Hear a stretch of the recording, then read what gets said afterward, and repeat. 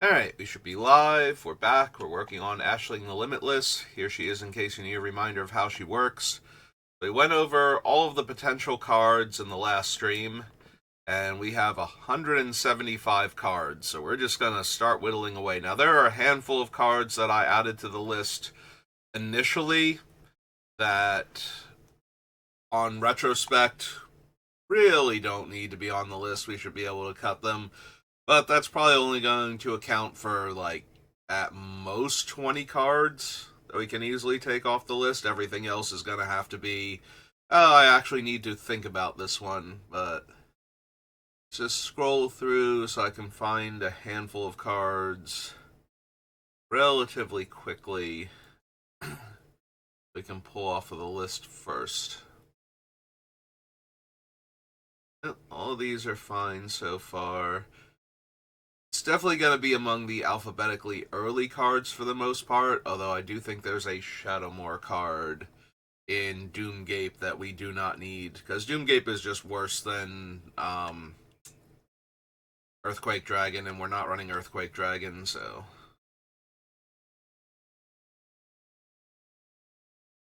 We might lose Patriarch's Bidding, honestly. We don't have a ton of Graveyard Hate. Our main Graveyard Hate is Endurance, actually. Which is a little weak as far as Graveyard Hate goes for me. Like, normally I like a repeatable activation cost or something else. I want to be able to get rid of your thing, and then if you try a different thing in response, I like to be able to get rid of it again. I'm usually pretty big on, like, Nezumi Grave Robber, Scavenging Ooze, and Lion Sash. And before Lion Sash was printed, there's a gargoyle from Time Spiral block that's 3/2. When it enters, you exile a card from a graveyard, but you also have to return a creature you control to owner's hand, so you just return that 3/2 when you need Graveyard Hate, so that way you can keep recasting it. But obviously, Lion Sash is a lot more mana efficient at the cost of sitting in play and being vulnerable. Yeah, we probably lose Patriarch's Bidding because of that. I don't need the opponents getting back something super problematic, even if it's the only thing they're getting back is like one creature. If it's something that's going to ruin my good times, like a Gothy Voidwalker, for example, I don't need that coming back. There's not a ton of room for non-elemental creatures. We'll probably wind up cutting Kiki, but Kiki is definitely something that could make it all the way through as a non-elemental. So we'll leave him on the list for right this second. And the core stays. Cloud Thresher could go. It's strong and dealing 4 damage to each flying creature by evoking it. Kills a lot of birds, angels, and whatnot. And also does 4 damage to each of the opponents. A 7/7 body is okay, but it doesn't have an evasion ability, so it's probably not getting through. Unless we killed, like somebody just had nothing but flyers and now they don't really have anything left. They don't have any good chump blockers anymore. I can still see losing it, but I think we keep it for right now. We can definitely lose and get Chewer and Wismare, since we found a bunch of other elementals that can just straight up naturalize. We don't need those two taking up precious deck space.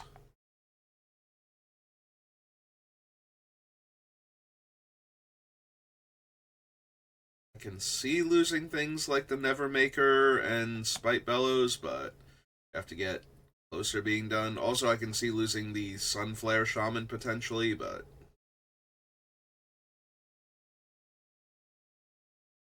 yeah, we're just gonna cut Doomgape. I don't know what I was thinking putting it on the list, because that was way later in the card selection process.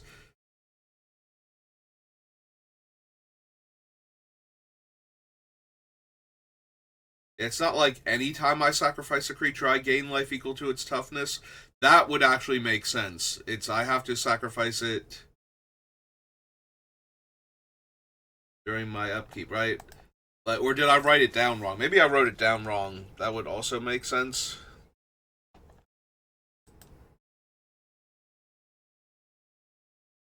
No, you sacrifice a creature and gain life equal to its toughness. Okay. I did write it down correctly. But yeah, do not need Doomgape.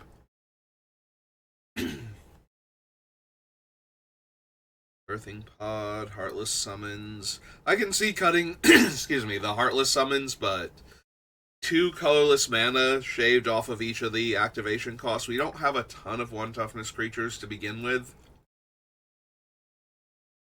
It does kill a lot of my tokens before I can sacrifice them, like the 1/1 tokens made by Benthacor and whatever the 1 elemental is from the commander set.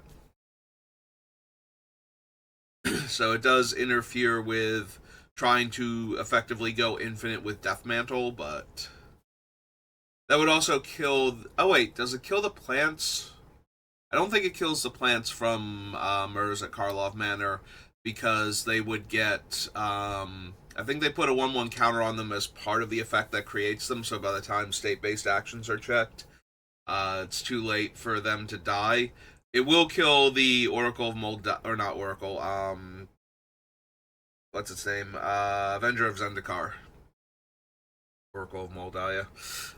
It will kill the Avenger of Zendikar's plants before I can do anything, though, because even if I have a fetch land or something, by the time I can activate it, the game will have already seen a bunch of 0 toughness creatures and killed them all, so. Yeah, that one's a little bit rough. I might wind up cutting it just because it has a lot of non-bow potential, but making everything else 2 less mana to cast is so strong when we're only spending 4 mana on it to begin with. We can lose the Conjurer's Closet. I have a lot of blinking stuff from early on before I remembered that if I'm blinking it, I'm not sacrificing it immediately, and that means I'm not getting the token copy. So it kind of eats into some of the things I'm trying to do, which also means we don't really need Deadeye Navigator despite its potential value of blinking things over and over again.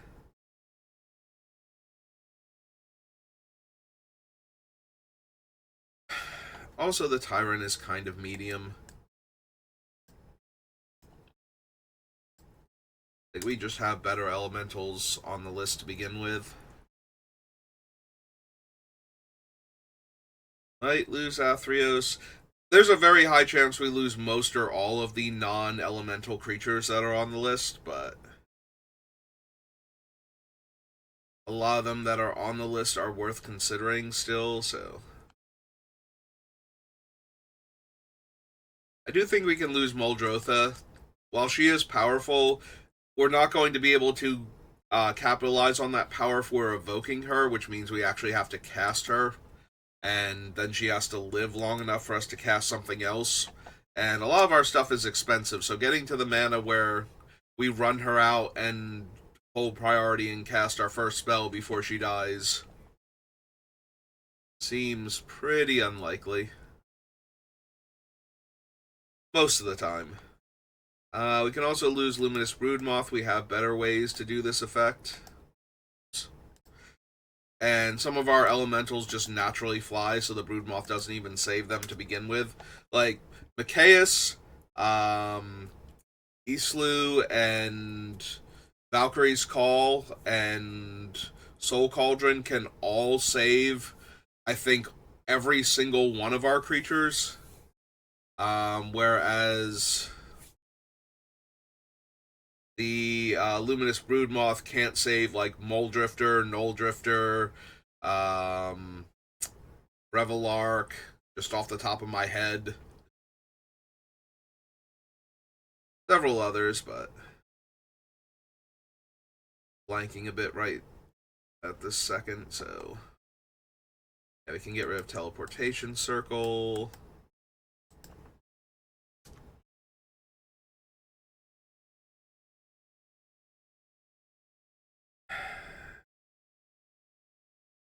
Honestly, I'm probably going to use. I do like Lysa's ability to cut off opponent's graveyard recursion by having their stuff get exiled if it would die.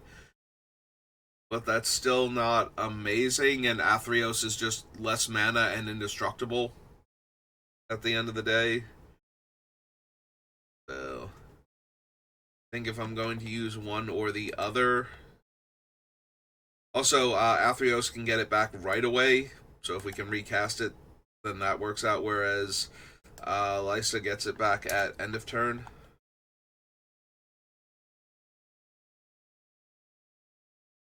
All of those for right now. One more creatures. I make a 0/1 plant.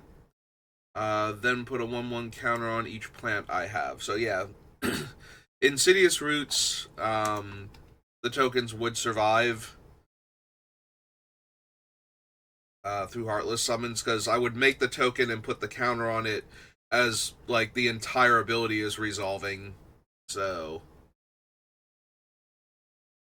there won't be a time where it's in play as a 0 toughness creature where the game can see it as that and kill it off. We can get rid of Clement. Clement was super early in the process, and we do not need him. Same for Dour Port Mage. Probably lose Coiling Rebirth too. I knew I'd be running doubling season effects to get more tokens. So the idea of making a 1/1 token copy of a value creature was very appealing, but I think we have better reanimation spells. Excuse me. Might be able to lose the Great Shell. I don't have a ton of creatures with higher toughness than power. There's a few on the list.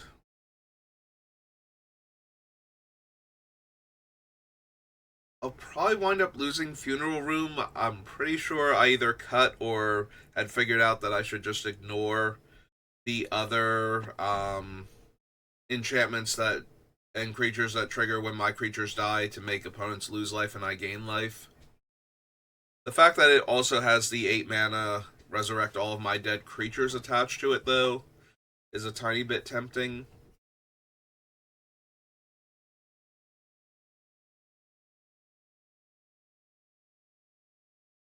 Yeah, we probably lose the Sunborn.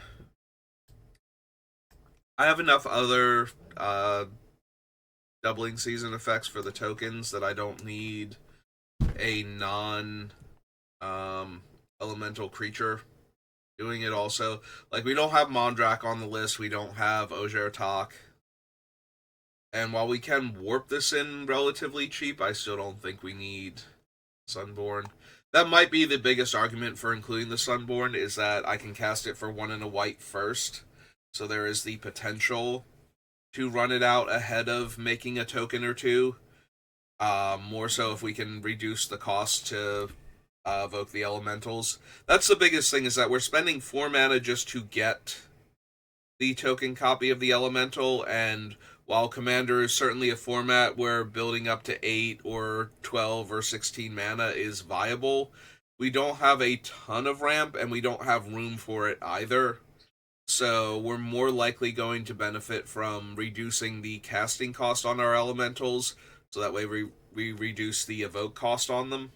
Then we are going to benefit from being able to uh, ramp our mana and have 10 mana in play to warp this and evoke twice in the same turn. Of course, things like Ashnod's Altar and Phyrexian Altar do also help offset that, since we're sacrificing the evoke thing anyway. Feeding it to one of those gives us a mana rebate, so not entirely unreasonable, but also I do have to check and make sure our elemental chain works for our Pyre of Heroes and Birthing Pod.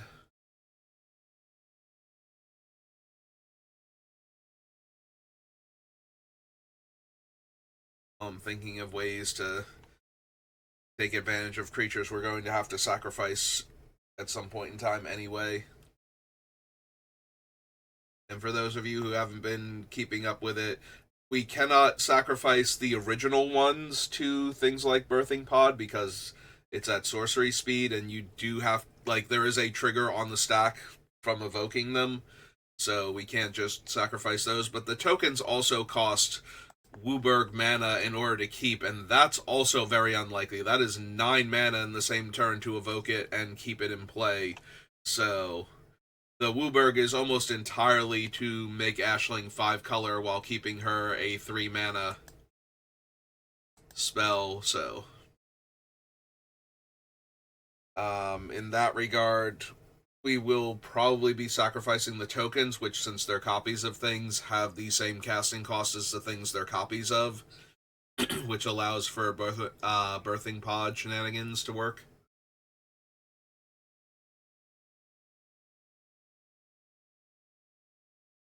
I can see losing the Chronicle of Victory. It's nice that it lets me draw a card every time I cast an elemental spell, but we do have other stuff that's doing that also. Or other elementals that are just drawing cards naturally.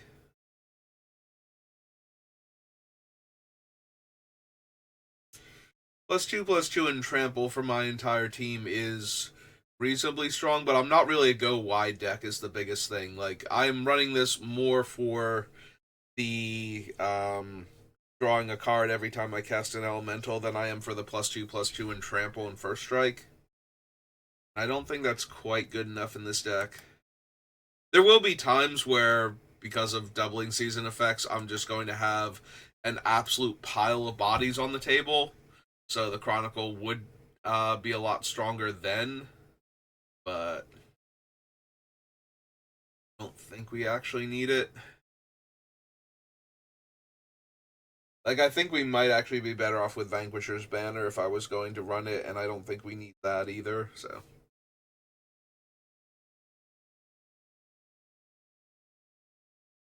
Similarly, because we're not much of, like, going wide is very difficult for this deck until it's doing everything, and once it's doing everything, it might not even be go wide, it might just be an infinite loop instead.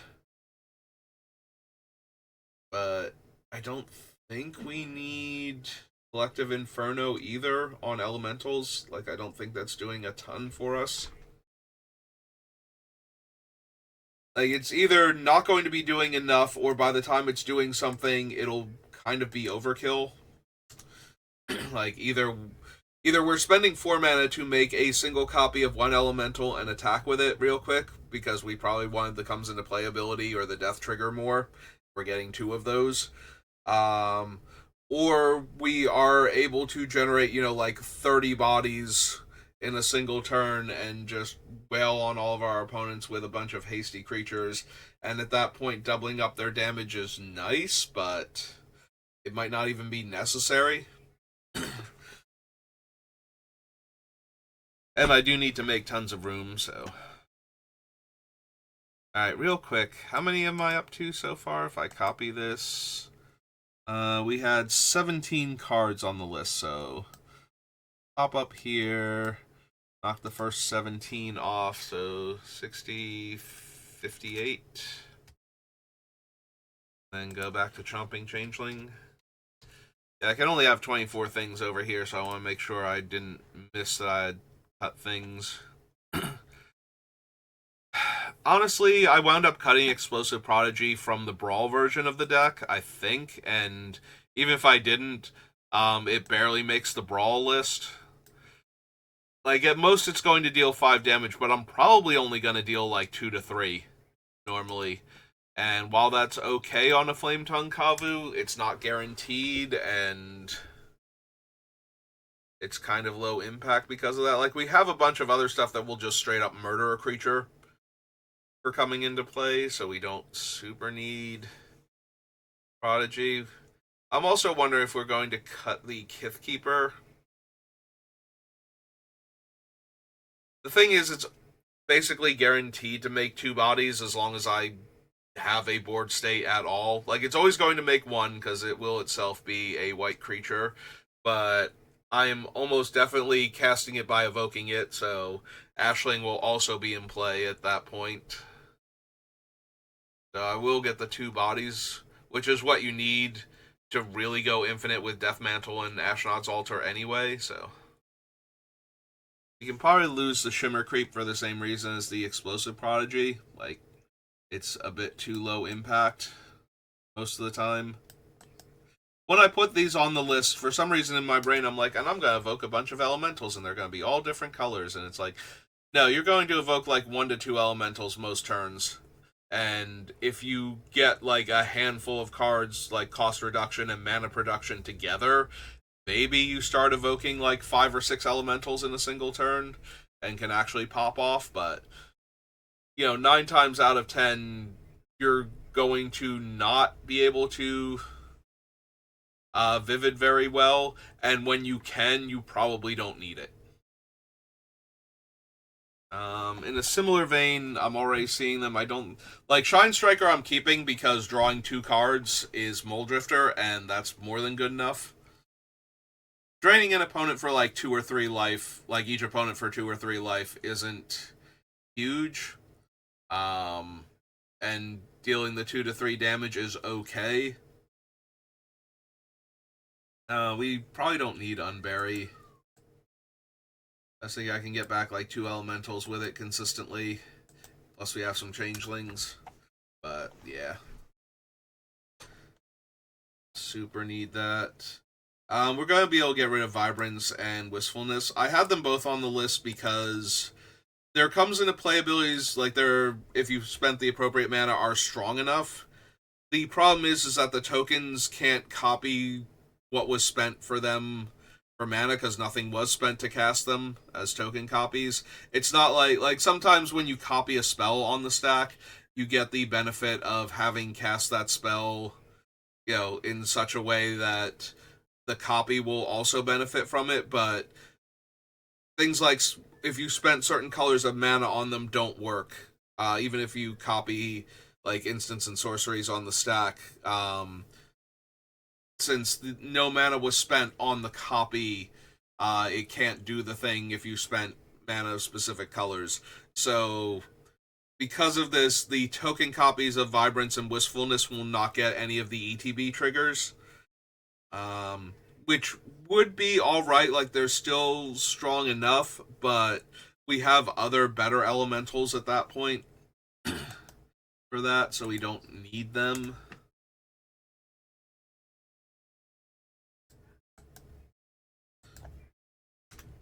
Like, they are not terrible to have in the deck, but they're also not needed, so I can just cut them relatively easily. We are keeping the Cavaliers. We are losing the Portal Sanctuary for the same reason we lost a bunch of other stuff. Terror stays, Valkyrie's Call stays, Grave Shifter. We probably lose Morophon. So Morophon does not help with the evoke cost since it reduces casting costs by Wooburg on elementals. Like, it might realistically help me cast certain elementals either for their actual printed casting cost or for their own evoke cost by reducing the mana required. Like, it gets Moldrifter down from blue and 2 to just 2 to evoke for its own ability.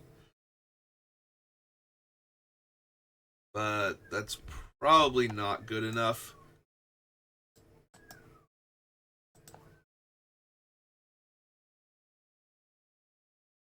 Endurance, Foundation Breaker. Yeah, all of these can stay for right now. Null Drifter.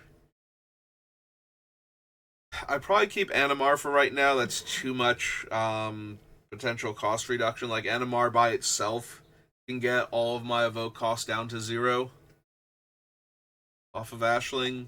Like, it does need 4 1/1 counters on it to do it, but it's reducing the cost by each successive one for each one that I've already done. So once it gets 1 counter on it, the next one is 3 mana, and so on. So any other cost reduction effects thrown in there might allow me to get Animar up to enough counters in a single turn cycle. Our response stays for right now. I think we can lose Riku. Like, Riku's okay.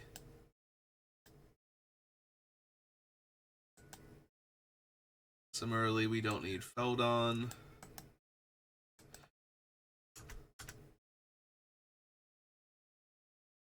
We're all staying for right now. Echoes is fine. We lose Adrix and Nev for the same reason as the Angel. Like, again, we wound up not running Mondrak or Ojer Talk, and they're a bit easier to cast and a bit more durable. Actually, that's not true. Like, Ojer Talk is not easier to cast. Mondrak is easier to cast, though, I think. Yeah, I guess double white versus blue-green. Blue-green might actually be easier to cast in this deck, but either way, doesn't matter. We're cutting all of them, so. The hypotheticals. I do, now that I'm thinking about it out loud, the twin casters are probably easier to cast just because green is like the next most important color past red. Like, green is basically a primary color in this deck, whereas white is definitely the tertiary, and blue and black seem to be the secondaries. Like, red and green are the primaries. I was actually expecting red, green, blue to be the primaries because there are a bunch of Temur elementals in both this set and like M20, I think it was. And of course, there are decent elementals in all the colors in Lorwyn, like previous Lorwyn blocks anyway. So, I was expecting blue to be the third color, but somehow black actually managed to overtake it, which every time I'm looking at black, I'm like, and the biggest problem is that black is going to be like at the bottom of the, like, black and white are at the bottom of the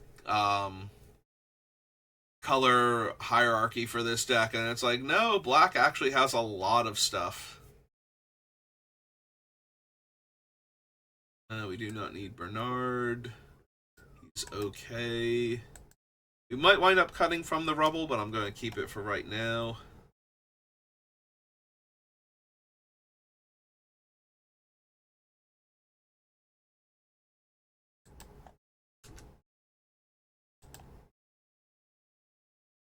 Those, yeah, I probably don't need however you pronounce his name here. Warhammer. Like, he's fine, but need him. Similarly, we only have like 4 or 5 changelings left on the list, so an unearthly child is a cute way to tutor them up, but isn't needed. There are 13 cards off the list.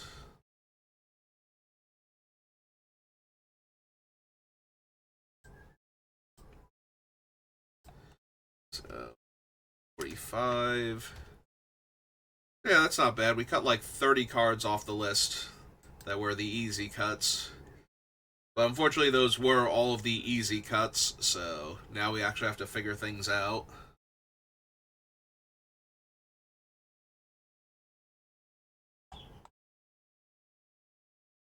Real quick, let's try Elemental. I just want to see casting costs on the Elementals. Is actually the first one? Okay. So we do have a 5.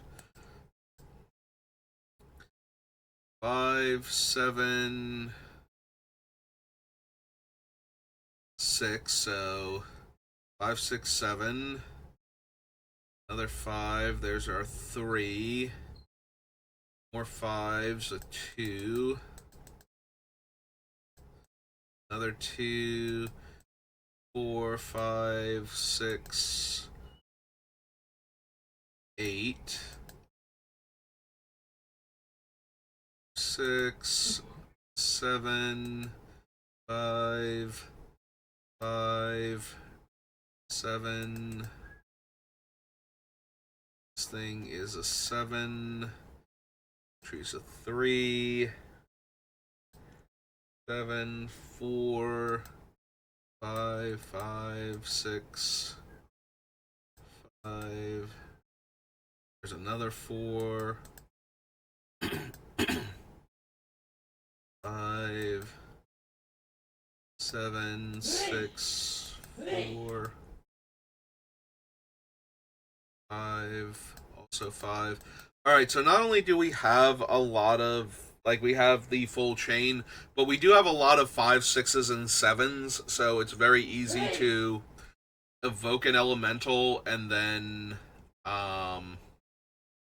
actually be able to go get something with it, with what we have right now. Like, there's a decent sized cluster all around the same casting cost, with like a few at the top end of it and a few that can chain into it. So, hang on. Are any of the ones down below, like, how many 8s do we have? I think is the big thing. I think we have like 1 or 2 8. He's an 8, but you really want to cast him. You don't want to lose out on that double cascade. So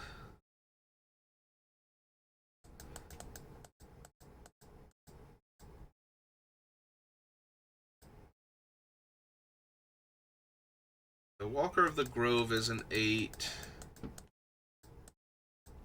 Like, it's not essential that we have a bunch of 8s, but we have a lot of 7s that I would like to evoke if given the option, and I think we only have the 1 8, and that particular card is kind of on the weaker side. Like, it's definitely cuttable.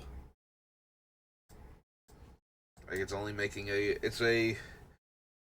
was it like a 6/6 making a 4/4? So yeah, a lot of the 7s we won't have. Actually, at that point, we won't have anything to tutor for with the 7s. But the 5s and 6s we have plenty of, so being able to tutor up a 7. And obviously, Rumbleweed does not have any way to chain into it because it's an 11 drop. And I don't have any 9s, let alone 10s. Make the chain happen. We do, I think, have enough 6s that the 5s have enough to chain into. I think we just lose the 8 drop, though. Like, the 7s just won't have anything to chain into.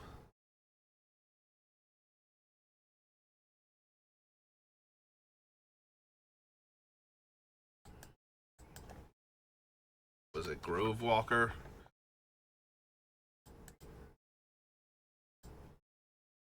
Nope. Let's just go to... It wasn't Shadowmoor, it was Morningtide, but... Walker of the Grove. Okay. That was close.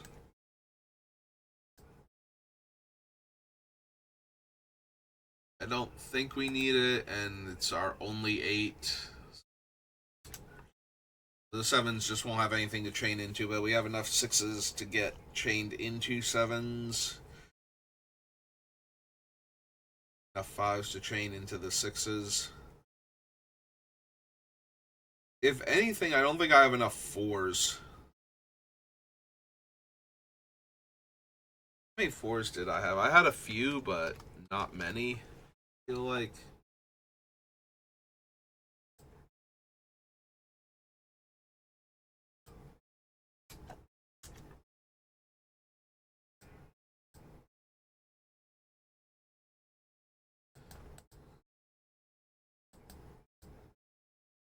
Yeah, what are my 4s? Nevermaker, who's also one I'm not thrilled with.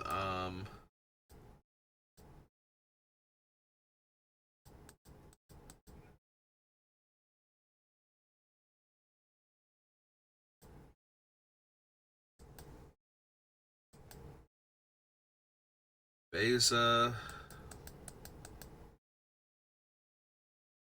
champion.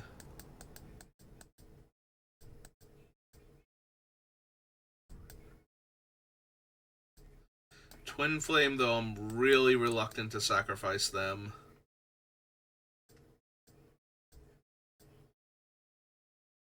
Foundation Breaker's a good one. Oh, we have Grief, too. Okay. So they're technically up to 6.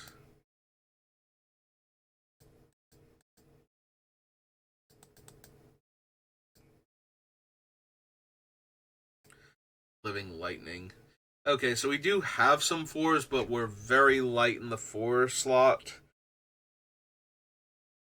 So if I cut any other 4s, because we do have a bunch of 5s is the thing. Like getting to go from 4 to 5 to 6 to 7 potentially.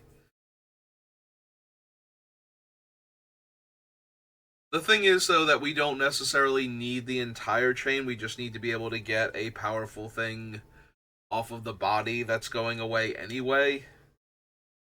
So, but we don't have a ton of ways to get a 5-drop from the deck, potentially, to start it. Because also, later on, if we get something out of the deck, we can sacrifice it to get the next thing up in the chain and trigger Ashling to make the token copy of the thing we just sacrificed. So, having access to more things that we can chain together start to become a factor. But we don't necessarily need a ton of 4s.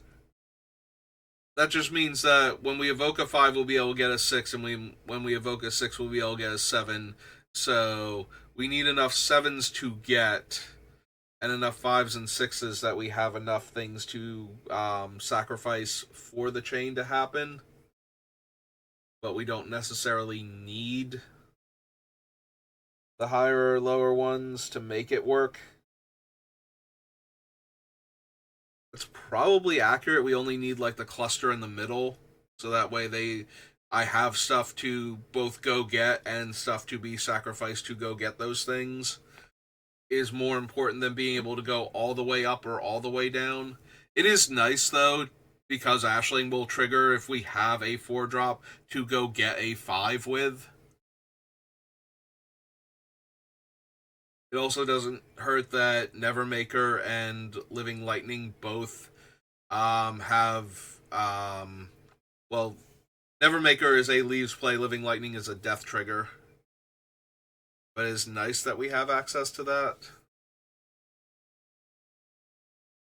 Alright, I just wanted to see the actual numbers. Make sure that we had things so that way we can chain properly with Birthing Pod and Pyre. And I think for the time being, I'm okay with it being like we can only really get 4s into 5s like 5s into 6s and 6s into 7s without a ton of ways to get 4s into 5s and no ways to turn 7s into 8s.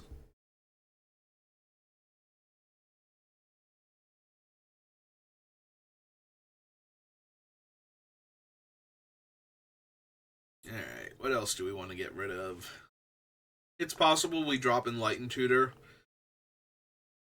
White is our least important color. Obviously, we have some potent white elementals and like good removal spells in white, so we don't want to get rid of white entirely, but I don't like we have demonic and vampiric. Do we need enlightened to tutor for things? Enlightened does go get, among other things, Ashnod's Altar, Nim Deathmantle, Phyrexian Altar. It can get the Funeral Room. If I wind up keeping that, it gets like Doubling Season and the other variants on it. So yeah, I probably want to keep Light and Tutor till the very end.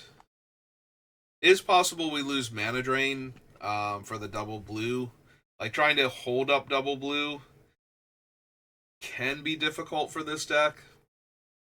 Not because it has trouble producing double blue, but because it has trouble producing double blue that isn't also some of its other colors.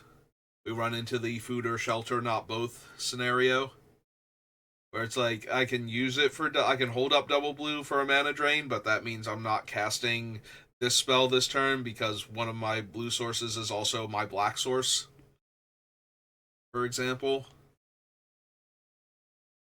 You know, when Underground Sea or Watery Grave is one of them, and I need, like double black for this, and then I need to hold up double blue for mana drain, and my second blue and my second black are the same card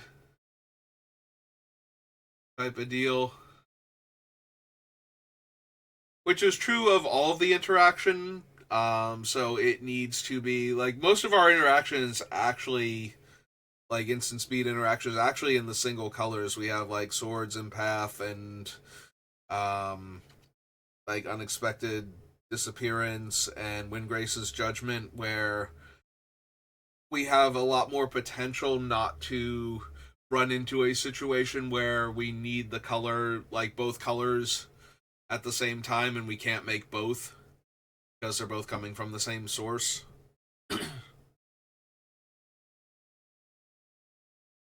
It's always going to be a bit of an issue with a 5 color mana base, is that sometimes something is X and Y at the same time and it can't be both. Like you get one or the other mana from it. But for a reactive card like Mana Drain, especially, that's a problem when you can't cast it. Or when you have to choose between leaving it available and casting one of your other spells.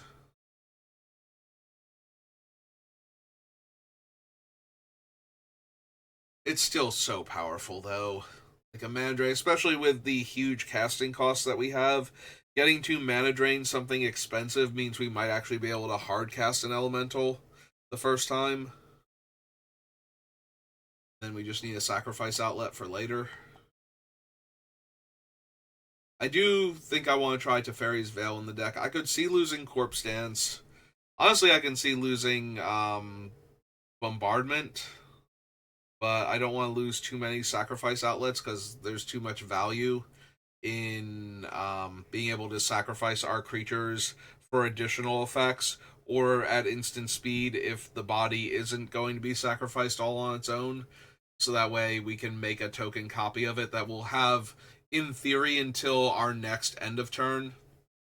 Because that is one of the other things about this deck is if we sacrifice something like we actually cast an elemental and then sacrifice it to one of our other card effects at instant speed because our opponent is trying to kill it, for example, and they're not killing Ashling or they're killing everything, so might as well get our value out of it.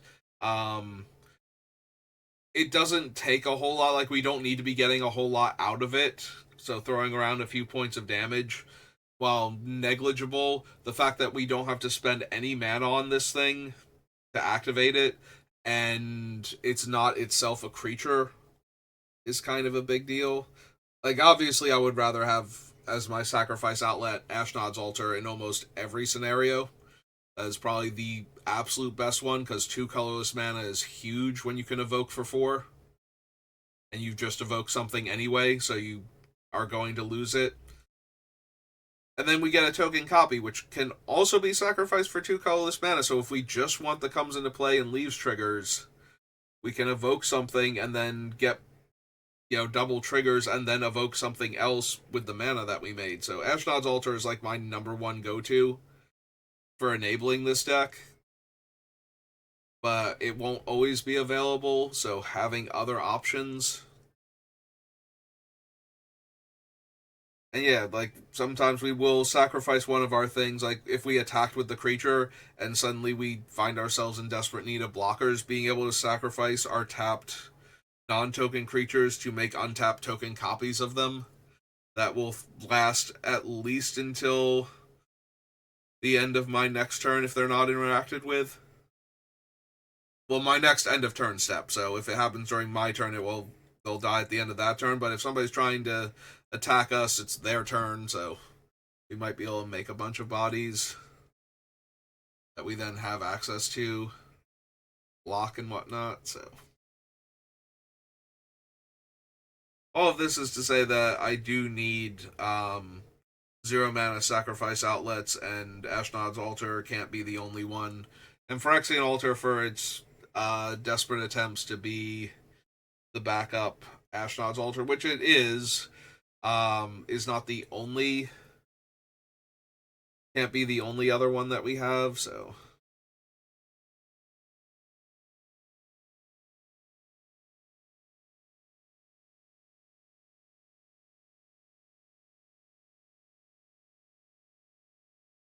Alright. Let's keep going then. Yeah, I got a bit rambly on that one, but the point still stands. I do think we need Goblin Bombardment. I'm actually wondering about Corpse Dance, because it's 5 mana to reanimate a thing.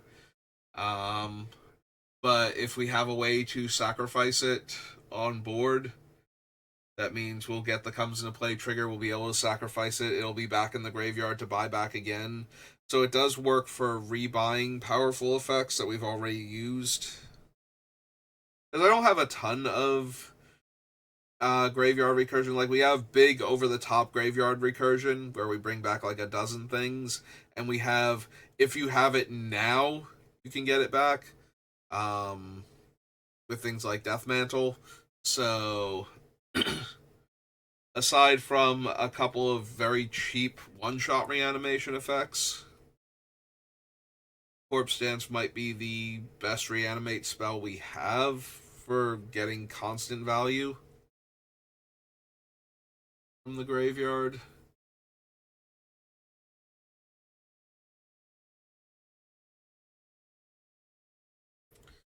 I'm forgetting something else that we have. It's Corpse Dance, though. You want to keep Greater Good, we have way too many high power creatures that we can sacrifice to it. And it is another 0 mana sacrifice outlet, even if it's terrible with smaller creatures. I say terrible, it's not great with smaller creatures. Sometimes, though, it will be worth it if we have things that we're willing to discard and we need to find different stuff.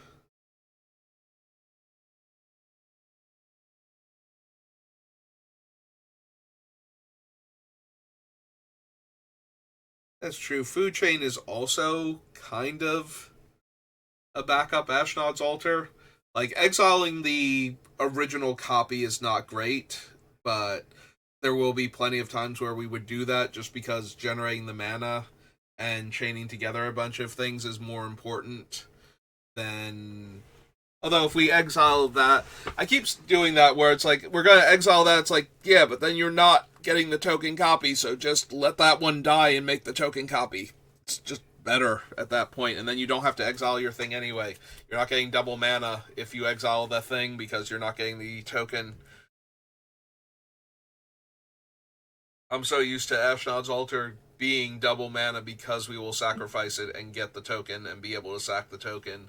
Yeah, Food Chain is not double mana if you exile the token or exile the original body, so you might as well just let the original body die, get the token copy, which then has the mana cost, so we can exile the Food Chain. Come on, brain. Keep that particular fact in there. This build, we need it.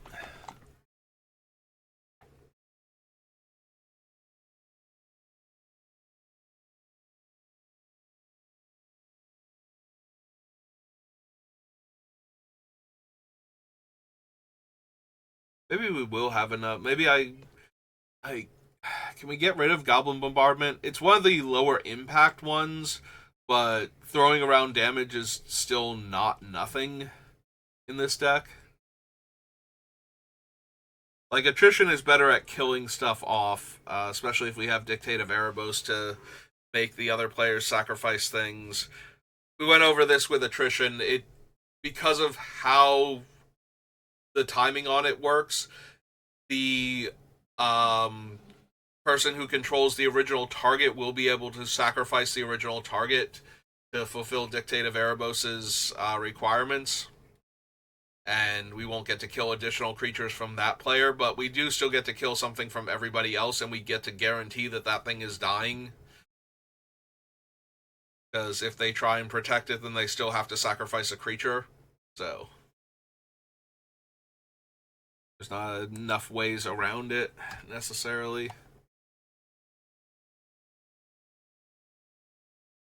But it does still cost mana to sacrifice a creature to that one.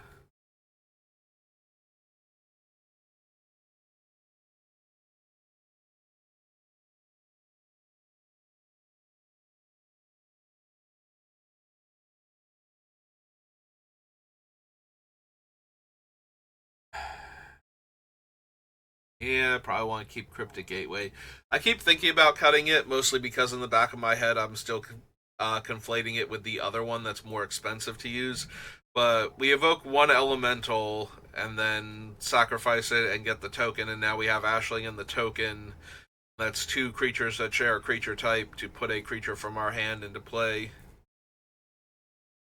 We only have, what, like 4 non-elementals left on the list. Mana Echoes is too strong, makes too much mana. Crucible. I'm probably going to wind up cutting Kiki. As good as he is making extra token copies of things, especially when we can make tons of tokens in the right scenario, don't need him.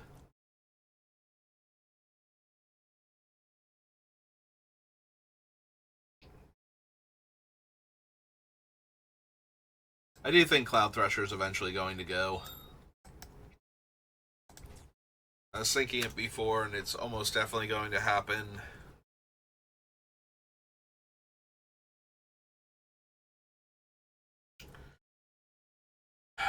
We might lose the Soul Stoker too. The downside to losing the Soul Stoker is it is actually a mass pump effect to counteract Heartless Summons.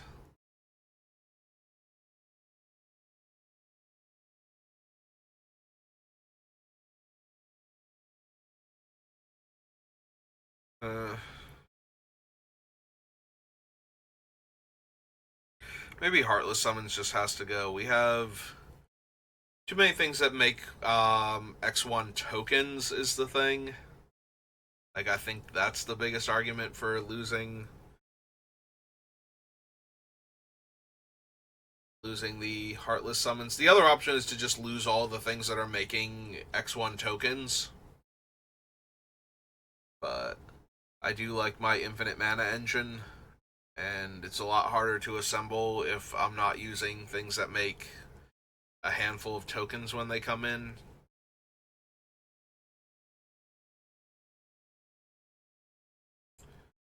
Alright, we're coming up on the hour mark, so yeah, I think I'm going to wind up cutting Heartless Summons here. Let's go find it.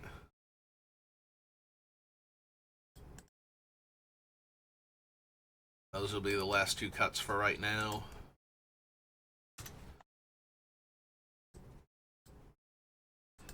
So down to 142.